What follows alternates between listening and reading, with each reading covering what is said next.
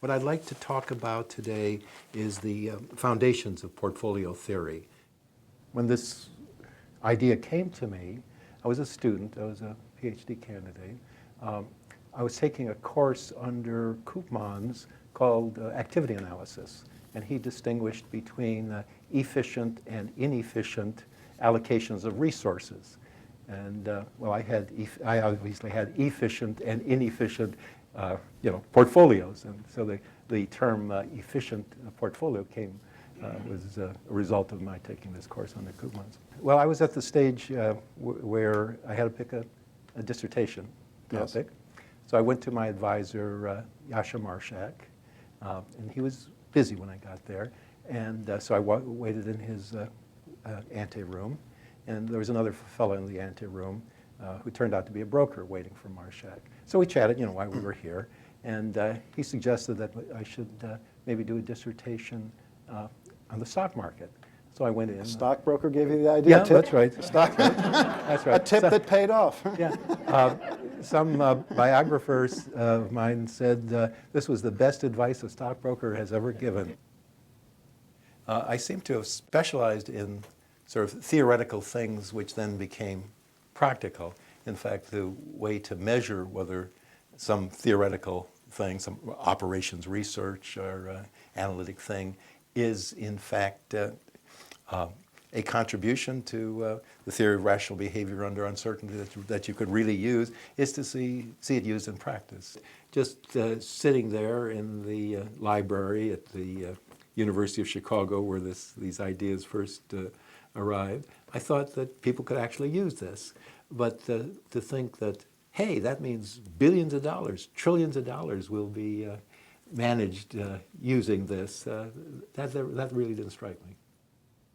I was working at Rand Corporation in Santa Monica, and I'd been on a trip to Rand Corporation in Washington, D.C., but I stopped off in Chicago to defend my dissertation. And I remember landing at Midway Airport then, it was way back when, and thinking to myself, now, I know this field cold.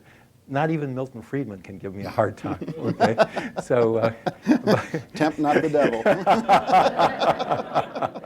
So about 5 minutes into my defense, Friedman says, well, Harry, I've read this. I don't find any mistakes in the math, but this is not a dissertation in economics, and we can't give you a PhD in economics for a dissertation that's not in economics. And he kept repeating that, for the next hour and a half. My palms began to sweat. And at one point he says, you have a problem. It's not economics, it's not mathematics, it's not business administration. And Yasha Marshak said, it's not literature. So after about an hour and a half of that, they sent me out to the hall, And about 5 minutes later, Marshak came out and said, congratulations, Dr. Markowitz. You elected to publish the first article from your dissertation in the journal Finance. Happened to have brought the issue with me. Oh, well. I brought with me also the very first publication of the journal Finance, and included 2 years' worth of proceedings from the annual meetings, plus all of the articles that the profession had produced in the 2 years of 1946 and 1947. This is the issue that you elected to publish your Nobel laureate address in. So this is now going to be this year's volume of the journal Finance. This is the Merchant of Venice, Antonio speaking. Somebody says, why are you sad? Is your business going bad? And he says, my ventures are not in one bottom trusted, nor to one place, nor is my whole estate upon the fortune of this present year. Therefore, my merchandise makes me not sad. So that means that not only did he know that you're not supposed to put all your eggs in one basket, but he understood covariance. Yes. Let's go back to John Burr Williams. So he said that if you're in doubt, if something's uncertain, you should go according to the mean. I have an article which I published in the Financial Analyst Journal. You'll excuse the plug for another journal on The early history of portfolio theory, Yes. 1600 to 1960, right. If something had risk in it, well, you didn't have to really worry about that because with sufficient diversification, you could eliminate the risk. Now, if risks were independent, if returns were uncorrelated with each other, then if you diversify enough, you can make the variance of the average, the variance of the portfolio go away. But when risks are correlated, they don't go away. There's something in chapter 5, I think, of my 1959 book called the Law of the Average Covariance. And it says when things are correlated, when risks are correlated, then when you diversify increasingly, if you equal weight and diversify, variance doesn't go to zero, variance goes to the average covariance, and that can be very substantial. How many, in your 1952 article, how many securities did you use to illustrate the basic principles? Well, I didn't do any computation. Correct. Right. And so I remember Peter Bernstein commenting on the example that I used, and since I had absolutely no experience with finance, it was sort of a silly example. I think I said, if you put all your money in 60 railroads or something like that, it wouldn't be well diversified. And he pointed out many years later that there weren't 60 railroads around. So that was a purely theoretical, pure theoretician should not give examples. But by the time this book came out, I had somebody collect time series on 9 securities, and then I did a 10 security example with 9 securities in cash. There was actually a 25 security example that I had planned. I had thought that the way you got inputs was to ask security analysts or to. You got your first tip from them, so. Right. Well, that's well, I was a broker, but, right. So I wanted to use security analyst. These are actually the CFO and assistant CFO or something like that of Yale that filled out these forms. And I was going to do a 25 security example, but we could never get it to work. I usually try to avoid predicting things. But I think one safe prediction is that the future will be uncertain, just like the past and the present are uncertain.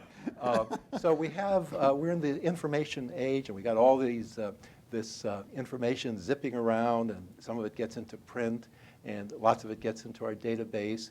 So we have this fact, this piece of information, like the earnings of a company, which of course might be a lie, or it might be a misprint, or it might be an honest error, or it might be even correct. And I'm not saying they're all lies, but you know, and somehow we have to give advice. You know, we have to advise people on how to invest their 401k, despite the fact that it's an uncertain world. There's not only is information about individual stocks uncertain, but what will be the average return over the long run of stocks as compared to bonds is still subject to quite a bit of controversy. Like some people look at the past and say stocks did 10% on average, or, before or after inflation, and other people say, well, during that same period, the price-earnings ratio has gone up considerably, and you wouldn't expect it to go up as considerably in the future, and therefore you won't have as much return in the future as in the past. So there's a range of uncertainty as to what the market as a whole, the stock market as a whole, will do over the next many years. And I think that's good. The world is uncertain, and we have to continue to act in the face of that uncertainty. In the Chilean system, there's good and bad. They can only invest in a particular, certain designated approved pension funds. Now, these pension funds aren't told what to invest in, but they are told that if they perform too far below the median pension fund, they will be penalized, that they will have to take money out of their fees and put it back into the fund. So that's good and bad. It keeps people from going, off the deep end, but it also tends to make everybody go in lockstep. So maybe the right thing would be to have people pick among a list of pension managers where the pension managers had sufficient diversification, but had some variety as to whether they were a little bit more aggressive or a little, higher on the frontier or lower on the frontier. I think it's perfectly reasonable that people should ask what is the real behavior of investors as distinguished from what would be the rational behavior. So I don't necessarily subscribe to each article that's come out, each view that's come out by the behavioral economists, but I think that's a reasonable activity to pursue. If you have some kind of behavioral theory about how people in the market do behave, put it inside the simulation and then see whether the simulation then comes out with market behavior like, at the macro level like you observe. So it's a way of seeing whether the behavioral theories add up to market behavior. You will see in that 1959 book, not only does Chapter 9 propose semi-variance as an alternate to Chapter 7's, or most chapters, mean and variance, but back in the chapters 11, 12, 13, 10, 11, 12, 13, something like that, I explain to the reader what expected utility and personal probability is, and then I do some experiments where I say, suppose you only knew the mean and variance of a portfolio, how good could you do at guessing what expected utility was? And if the probability distribution wasn't spread out too much, like if the probability distribution was mostly from like a 30% loss to a 40% gain, then the quadratic approximation to the utility function was quite close, and the mean variance guess would be quite close to actual expected utility. The 1979 Levy and Markowitz paper comes to the conclusion that for all sorts of historical distributions of returns, if you know mean and variance, you can guess expected utility quite close.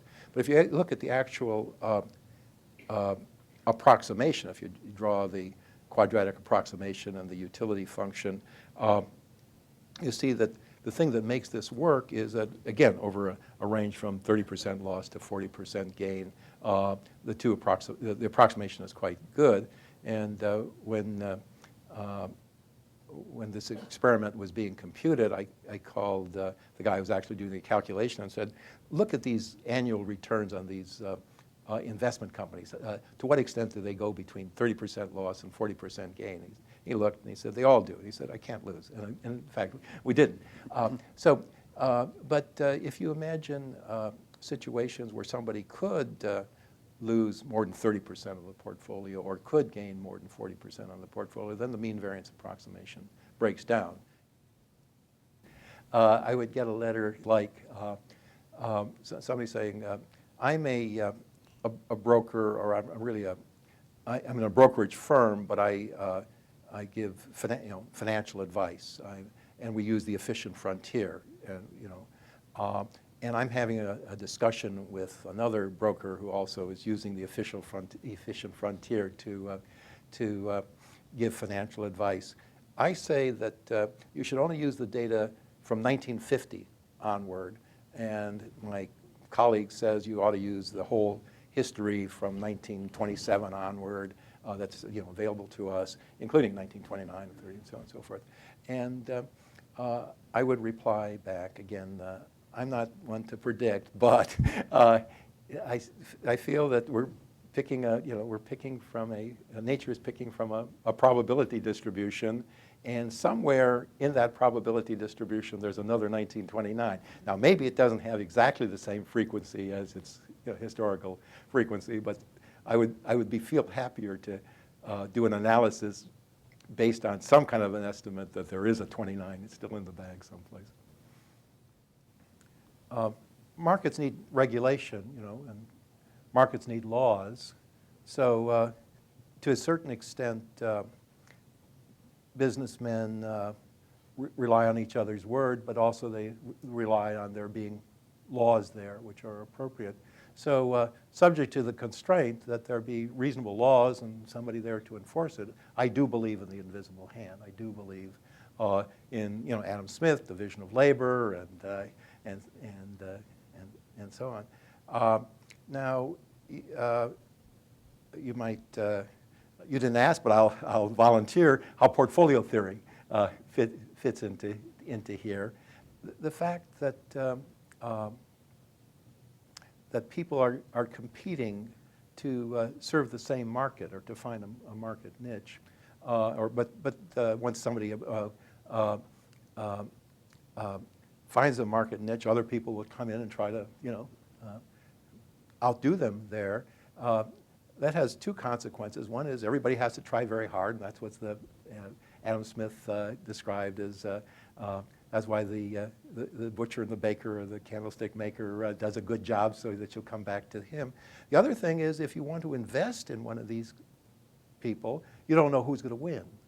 So the flip side of the invisible hand is the uncertainty that it causes, and that's why we diversify. That's why we have portfolio theory. And I think that uncertainty has always existed and continues to exist. If you just have 100,000 and nobody's is offering you any special services like are now being offered to the 401k participants, what should you do? And there I would put some in a broadly diversified I was about to give you my routine answer for the last 50 years, but a broadly diversified investment company, but maybe I now switch to an index fund, and some in spiders and part of your money into something less volatile. Okay. And you should look at a picture of the S&P 500 or since 1927 or because that's how long Ibson's charts go or something like that. And maybe if push come to shove, I'd say maybe you ought to have a little small cap. Maybe I'd rather go to the 5,000, the 3,000 or the 5,000. Okay. I think as a practical matter, that if it's just the person by themselves, without an advisor, that's better than what they're likely to do otherwise. Okay. It's certainly better than having them listen to the television set. It's better than having them invest in what really did well last month. There's studies that show that if you end up at retirement time, at age 65, and you put all your money into bonds or cash, you're going to have a lot of trouble if you live to 85 or something like that. And